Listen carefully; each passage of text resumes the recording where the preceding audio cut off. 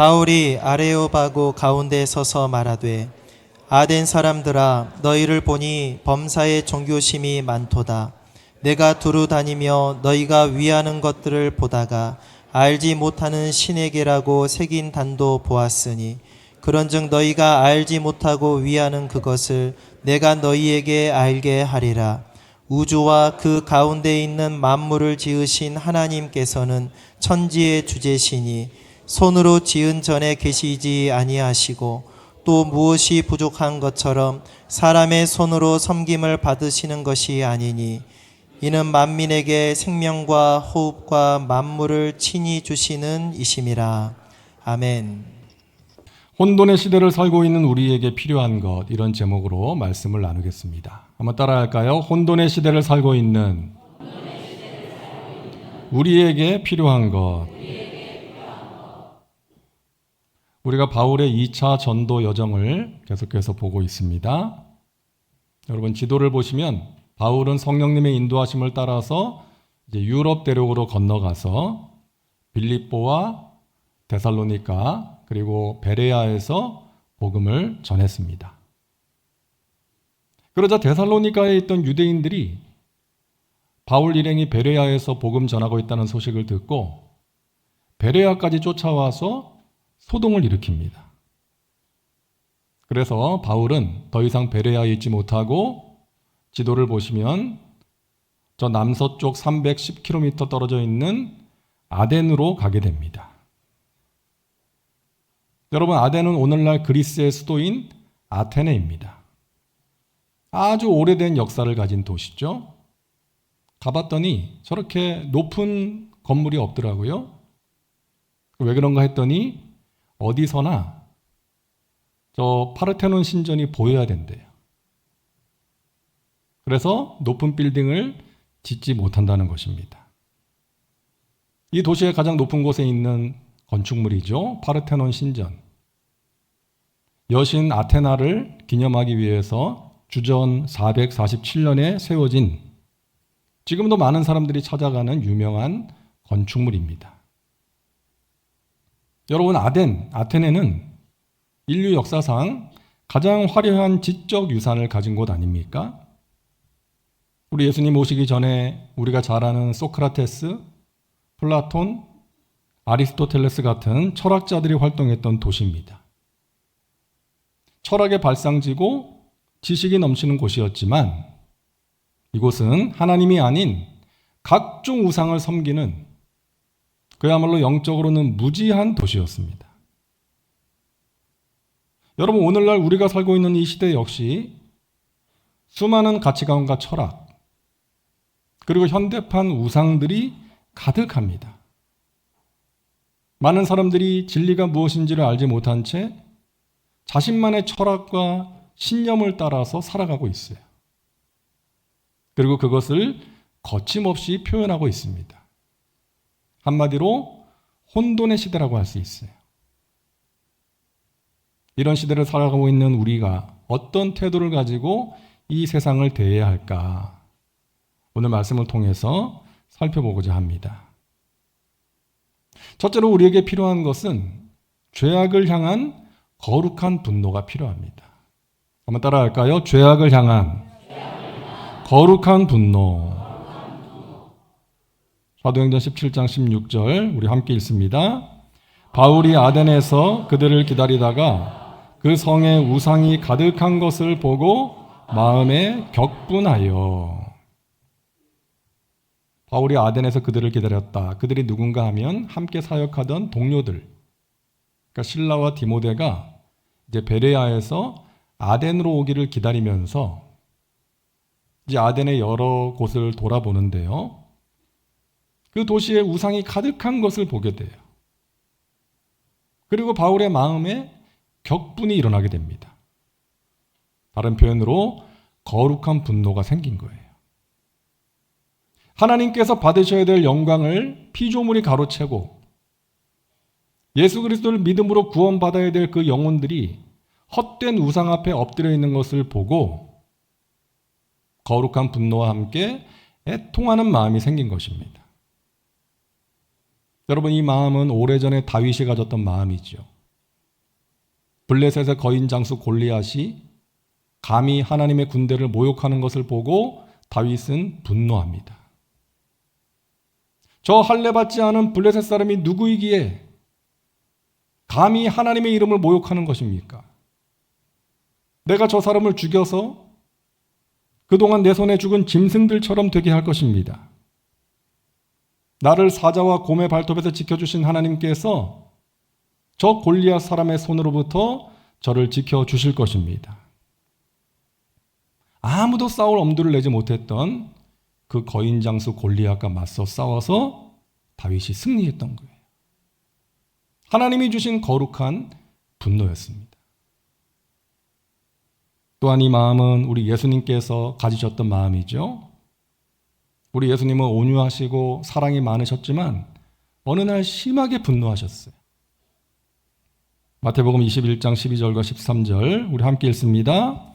예수께서 성전에 들어가사 성전 안에서 매매하는 모든 사람들을 내쫓으시며 돈 바꾸는 사람들의 상과 비둘기 파는 사람들의 의자를 둘러 엎으시고 그들에게 이르시되 기록된 바 내 집은 기도하는 집이라 일컬음을 받으리라 하였거늘 너희는 강도의 소굴을 만드는도다 하시니라. 예수님께서 성전에 가셨을 때 성전 안에는 매매하는 상인들이 있었어요. 그 당시 종교 지도자들과 결탁해서 서로 이익을 챙기는 불의한 관행이었습니다. 예수님은 거룩한 성전이 타락한 모습을 보시고 분노하셨어요. 그래서 성전 안에서 매매하는 사람들의 상과 의자를 둘러 엎으시고 그들을 다 쫓아내셨습니다. 여러분, 사람이 무엇으로 분노하는지를 보면 그 사람 마음속 깊은 곳에 무엇이 있는지가 보입니다. 자기에게 손해가 되거나 자존심이 상하면 크게 분노하는 사람들이 있어요. 그런가 하면 불의한 상황을 보면서도 자기에게 손해가 되지 않으면 분노하지 않는 사람도 있습니다. 하나님의 영으로 충만한 사람들에게 나타나는 현상은 거룩한 분노예요. 하나님께서 미워하시는 일들을 거침없이 행하고 있는 이 죄악된 세상을 보면서 이단들이 활개치는 것을 보면서 교회가 믿는 자들이 세상과 구별되지 못하고 세속화되어 가는 것을 보면서 거룩한 분노가 생기는 것입니다. 여러분 잘 아시는 링컨 대통령, 노예 해방을 위해 싸운 링컨은 청년 시절에 그 뉴올리언즈 노예 시장에서 한 어린 흑인 소녀가 짐승처럼 경매에 붙여지는 현장을 보게 됩니다. 그리고 그 자리에서 다짐을 해요. 언젠가 이 노예 제도를 없애버리겠다. 이 거룩한 분노가 훗날 노예 해방이라는 거대한 역사를 쓰게 된 거예요. 사랑하는 우리 여의도 순복음 송파교회 믿음의 식구들은 자존심으로 인한 분노나 개인적인 혈기로 인한 분노가 아닌 성령께서 주시는 거룩한 분노를 가지고 살아가시기를 주님의 이름으로 축원합니다. 그리고 그 분노가 분노라는 감정으로 끝나서는 안 돼요. 제가 그랬어요. 어떤 상황과 사람들을 보면서 분노가 일어날 때가 있습니다. 이 세상은 하나님을 알지 못하는 세상이니까 그렇다 해도 하나님을 믿는 사람들, 교회의 지도자라는 사람들이 행하는 모습을 보면서 화가 나는 거예요. 그런데 그냥 거기서 끝나요. 사람들에게 막 이야기를 하면서 화를 사귀기도 하고 막 저 올림픽 공원을 열심히 걸으면서 막 잊어버리려고 노력을 하기도 합니다. 근데 거기서 끝나면 하나님 나라에 아무 유익이 없어요. 그것을 가지고 하나님께 나가야 유익이 됩니다. 여러분, 그 분노가 거룩한 분노라면 그 분노를 가지고 하나님께 나가야 돼요. 기도로 이어져야 됩니다. 이 모든 상황을 보시고 아시는 하나님께, 그리고 이 상황을 변화시키실 수 있는 그 하나님께 기도해야 되는 것입니다. 독일에 행동하는 신학자였던 본헤퍼 목사님, 당시에 나치 정권의 만행을 보면서 이분은 분노해요. 당시에 독일 교회들, 많은 교회가 히틀러 정권에 협력하거나 침묵했습니다. 하지만 이 본헤퍼 목사님은 공개적으로 저항했어요. 근데 이분이 나중에 이런 고백을 합니다. 하나님께서 깨닫게 하셨다는 거예요. 너는 히틀러를 미워만 했지 그를 위해 기도하지 않았다. 이 사실을 깨닫고 회개했다는 거예요. 사랑하는 여러분, 죄와 불의를 볼 때 저와 여러분 안에 거룩한 분노가 일어날 수 있기를 바랍니다.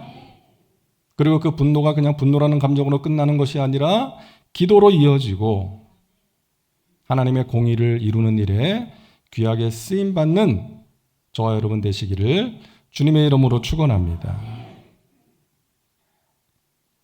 그리고 우리에게 세상과 소통하는 지혜가 필요해요. 한번 따라할까요? 세상과 소통하는 지혜. 바울은 아덴에 가득한 우상 숭배와 죄악을 보고 분노합니다. 마음에 격분이 일어났어요. 그런데 그 분노가 분노로 끝난 것이 아니라 사람들에게 적극적으로 복음을 전하는 것, 예수 그리스도를 전하는 것으로 이어집니다. 자, 17절 우리 같이 읽습니다. 회당에서는 유대인과 경건한 사람들과 또 장터에서는 날마다 만나는 사람들과 변론하니. 이 변론이라는 것은 건전한 결론을 위해서 토론하는 것입니다. 당시에 아덴에는 토론 문화가 있었어요. 사람들이 모여서 자기가 가진 지식과 철학적인 주제를 가지고 토론하는 문화가 있었습니다. 그래서 바울은 만나는 사람들과 토론하면서 복음을 전한 거예요. 바울이 공부를 많이 했잖아요. 지식이 많았잖아요. 하지만 그 지식보다 더 중요한 최고의 지식, 하나님을 아는 지식, 또한 하나님이 보내신 예수 그리스도, 그 지식을 그들에게 전한 거예요. 토론을 통해서. 바울은 아덴에 가득한 우상을 보고 분노했지만 그 분노를 그 사람들에게 그대로 표출하지는 않았습니다. 그들의 문화를 사용해서 부드러운 자세와 말로써 복음을 전한 거예요. 여러분 가끔 보면 복음을 전하는 사람들 가운데 좀 무례한 사람들이 있어요. 예수님을 전하는데 예의가 없는 거예요. 상대를 배려하지 않는 거예요. 그러다 보니까 사람들이 눈살을 찌푸리게 되고 마음 문이 닫히고 복음의 걸림돌이 되는 것입니다. 전도의 걸림돌이 되는 거예요. 상대방을 존중하고 사랑하는 마음으로 예의를 갖춰서 예수님을 전해야 됩니다. 바울이 그렇게 했어요. 자, 18절 우리 같이 읽습니다. 어떤 에피쿠로스와 스토아 철학자들도 바울과 쟁론할세 어떤 사람은 이르되 이 말쟁이가 무슨 말을 하고자 하느냐 하고 어떤 사람은 이르되 이방 신들을 전하는 사람인가 보다 하니 이는 바울이 예수와 부활을 전하기 때문이로라. 옛날 수업 시간에 배웠던 그 철학자들이 나오죠. 에피쿠로스 철학자들은 이 쾌락을 인생 최고의 선이라고 믿었습니다. 쾌락. 신이 있긴 하지만 인간의 삶에 관여하지 않고 멀리 떨어져 있기 때문에 신을 두려워할 필요가 없고 인간은 쾌락을 누리며 살다가 죽으면 된다. 이런 가르침을 전했던 사람들이에요. 그런가 하면 스토아 철학자들은 어떤 이성주의자들이었습니다. 이성주의자들이었고 금욕주의자들이었어요. 그러니까 인간은 인간으로서 행해야 될 모든 의무를 적극적으로 해야 되고 아무리 힘들어도 스스로의 힘으로 살아가야 된다. 그러니까 신을 의지하는 것은 바람직하지 않다라고 가르쳤어요. 이 두 가지 철학은 당시에 유행했던 가르침이었는데 두 가지 다 복음과는 거리가 먼 내용들 아닙니까? 그래서 그들은 바울은 그들에게 복음을 전한 거예요. 구원자로 이 땅에 오셔서 십자가에서 죽으시고 부활하신 예수님을 전합니다. 바울이 전한 복음을 듣고 사람들이 어떻게 반응해요? 이 말쟁이가 지금 무슨 말을 하는가? 이방신을 전하는가 보다. 이렇게 반응해요.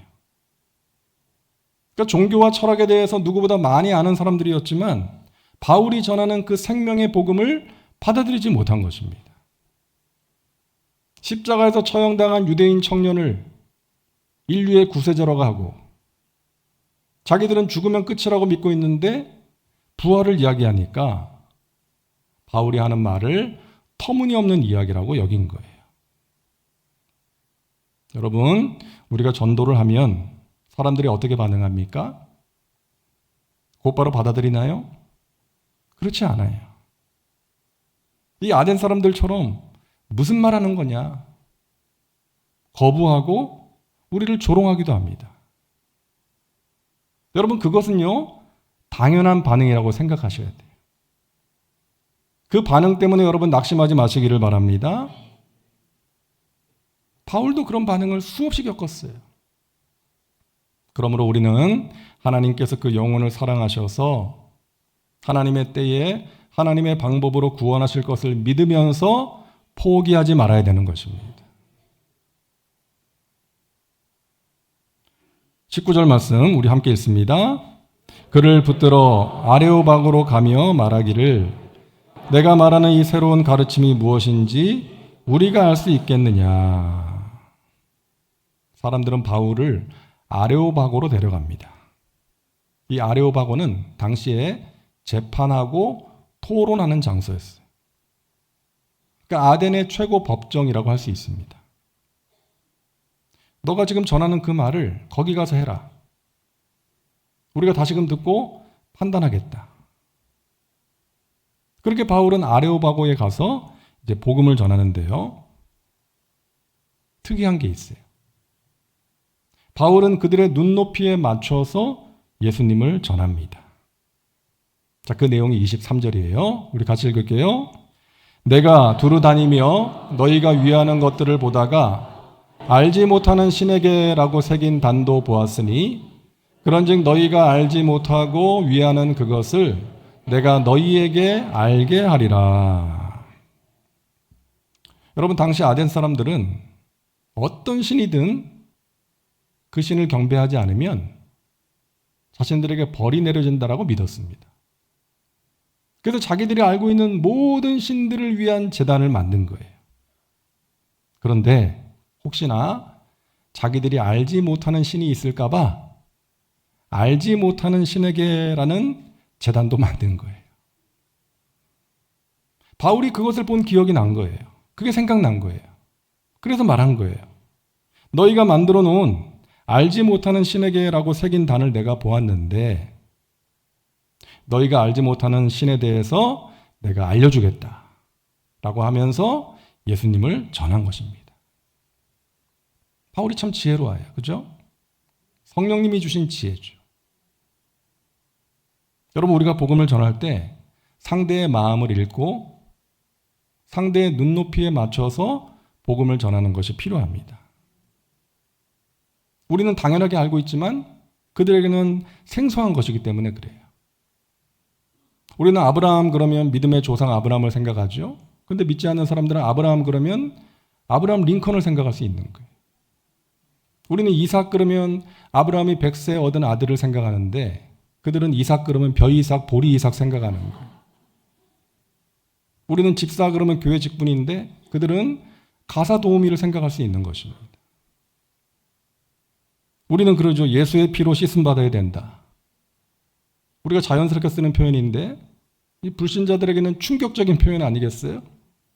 피로 씻어야 된다 그러니까. 얼마나 무서운 이야기겠어요. 그러니까 여러분, 우리가 성경의 진리를 훼손하지 않는 범위 안에서 최대한 세상 사람들이 이해하기 쉬운 언어로 복음을 전할 수 있는 지혜가 필요한 것입니다. 무엇보다 그들의 아픔과 고통을 공감해 줘야 돼요. 그래야 그들의 마음을 열 수 있기 때문입니다. 몸이 아픈 사람, 어떤 인생의 고난 가운데 있는 사람들을 우리가 찾아가서 그들과 함께 하면서 예수 그리스도를 전해야 되는 거예요. 하와이 제도에서 5번째로 큰 섬, 몰로카이라는 섬이 있는데 이 몰로카이 섬은 나병 환자들의 수용소가 있었던 곳입니다. 오래전 다미안 신부가 이곳에서 나병 환자들에게 복음을 전했는데 이들이 받아들이지를 않았어요. 당신은 건강한 사람이지만 그래서 우리를 이해하지 못한다. 당신은 건강하니까 우리 이해하지 못해 라고 거부한 거예요. 그러다 어느 날 이 다미안 신부가 나병에 걸리게 돼요. 다미안 신부가 말씀을 전할 때 모든 환자들이 함께 눈물을 흘리면서 그 말씀을 받아들였다는 거예요. 마음을 열게 되었다는 것입니다. 상대방의 고통에 깊이 공감하며 함께하는 것이 최고의 소통이요, 전도의 출발이라는 것 믿으시기를 바랍니다. 몸이 아파본 사람은 아픈 사람을 이해하고 그들을 위로해 줄 수 있는 거예요. 매달 월급날이 되면 직원들에게 월급을 줘야 된다는 그 강박감, 그 부담감 때문에 밤잠을 설쳐본 사장님들은 그 같은 처지에 있는 사람들의 고통을 누구보다 이해할 수가 있는 거예요. 공감입니다. 그들과 함께하면서 그들을 이해하면서 그들의 고통을 아시고 해결해 주시는 예수님을 전할 수가 있는 거예요. 남편을 보내고 슬픔 가운데 빠져있던 집사님이 목사님을 찾아왔어요. 목사님, 저 이제 어떻게 살아요? 목사님이 무슨 말을 하겠습니까? 원론적인 이야기만 하는 거죠. 하나님 바라보고 기도합시다. 집사님, 딴 생각 들지 않게 교회 일 열심히 하세요. 전혀 위로가 안 되는 거예요. 근데 같은 처지에 있는 집사님이, 남편을 먼저 보낸 집사님이 이 집사님한테 그랬대요. 집사님, 혼자 살아도 살만해. 그 말이 위로가 되었다는 거예요. 같은 처지에 있는 사람이 그렇게 이야기를 하는 게 위로가 되었다는 것입니다. 사랑하는 여러분, 여러분 곁에 있는 고통 가운데 있는 분들 함께 공감해 주시고 함께 기도하시고 그들에게 예수님을 전하시기를 주님의 이름으로 축원합니다. 셋째로, 혼란의 시대를 살고 있는 우리에게 복음의 핵심과 능력을 믿는 것이 필요합니다. 한번 따라하세요. 복음의 핵심과 능력을 믿어야 합니다. 여러분, 우리가 살고 있는 이 세상은 하나님의 말씀에서 벗어나 있는 세상입니다. 성경의 가치관에서 멀어져 있는 세상이에요. 우리가 그런 세상 속에서 살아갈 때 쉽게 흔들리고 휩쓸려 갈 수가 있다는 것입니다. 복음으로 무장되어 있지 않으면 그렇게 될 수가 있다는 것이죠. 그래서 하나님의 말씀으로 무장해야 되는 것입니다. 바울이 전한 메시지의 핵심은 다른 게 아니었습니다. 하나님과 그분이 보내신 예수님이었어요. 24절과 25절 말씀 우리 같이 읽습니다. 우주와 그 가운데 있는 만물을 지으신 하나님께서는 천지의 주제시니 손으로 지은 전에 계시지 아니하시고 또 무엇이 부족한 것처럼 사람의 손으로 섬김을 받으시는 것이 아니니 이는 만민에게 생명과 호흡과 만물을 친히 주시는 이심이라. 아멘. 하나님은 모든 만물을 창조하신 분이십니다. 하늘과 땅의 주님이십니다. 그분은 사람이 손으로 만든 신전에 계시지 않고 어디에나 계십니다. 이렇게 말한 거예요. 자, 31절을 우리 쉬운 성경으로 함께 읽습니다. 하나님께서는 자기가 정하신 한 사람을 시켜 온 세상을 의롭게 심판하실 날을 정하셨습니다. 하나님께서는 그를 죽은 자들 가운데서 살리심으로 모든 이에게 그 증거를 보이셨습니다. 여러분, 바울은 하나님께서 보내신 예수 그리스도, 그분의 십자가 죽으심과 부활하심으로 인류에게 구원의 길이 열렸다는 것을 믿었어요. 그리고 자기가 믿는 그 진리를 담대하게 전한 것입니다. 여러분, 복음이 무엇입니까? 단순히 착하게 살자는 권면이 아니죠. 이 세상에서 잘 살 수 있는 길을 알려주는 교육도 아닙니다. 복음은 하나님이 지금도 살아계시며 죽음을 이기신 예수 그리스도께서 길이요 진리요 생명이라는 것을 선포하는 거예요. 우리가 그 복음을 믿고 있는 것입니다. 그 복음으로 지금 살아가고 있는 거예요. 그 복음은 믿는 자들에게 구원을 주시는 하나님의 능력인 줄로 믿습니다. 그 어떤 사람도 구원할 수 있는 능력이에요. 1950년대 뉴욕에서 악명 높았던 깽단 두목 니키 크루즈라는 사람이 있었습니다. 아주 유명한 폭력배였는데 그야말로 증오와 폭력으로 얼룩진 삶을 살았습니다. 근데 그 당시에 데이비드 윌커슨이라는 목사님이 이제 거리 전도 사역을 하고 있었는데 거리에서 전도를 하다가 이 니키 크루즈하고 맞닥뜨리게 된 거예요. 만나게 됐어요. 그 목사님이 이 사람한테 예수님께서 당신을 사랑하십니다 라고 전했어요. 그때 이 니키 크루즈가 목사님한테 칼을 빼서 들이대면서 내가 너를 갈기갈기 찢어버릴 수 있어, 그렇게 위협을 합니다. 그때 이 목사님은요, 너가 나를 찢어버리면 그 찢어진 조각조각들이 너에게 예수님이 너를 사랑하신다라고 말할 것이다, 그렇게 대꾸를 해요. 니키 크루즈가 깜짝 놀랍니다. 자기한테 그렇게 반응한 사람이 없었으니까. 그리고 얼마 후에 이 데이비드 윌커슨 목사님이 말씀을 전하는 집회에 그가 참석하게 돼요. 그리고 그 시간 선포된 말씀 앞에서 이 유명한 폭력배 니키 크루즈의 마음이 무너지게 되고 사람들 앞에서 울면서 회개하게 됩니다. 성령께서 또한 복음의 능력이 이 한 사람을 변화시킨 거예요. 그 후에 깽단 생활을 다 청산하고 전 세계를 다니면서 청소년들에게 또 많은 사람들에게 복음을 전하는 사역자가 된 것입니다. 사랑하는 여러분, 아무리 이 세상이 죄로 얼룩지고 아무리 사람들의 마음이 갈수록 강팍해진다 할지라도 살아계신 하나님의 그 복음의 능력은 모든 것을 변화시킬 수 있다는 것 여러분 믿으시기를 바랍니다.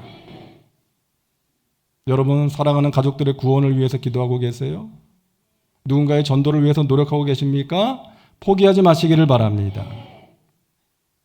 우리가 전하는 복음에는 능력이 있습니다.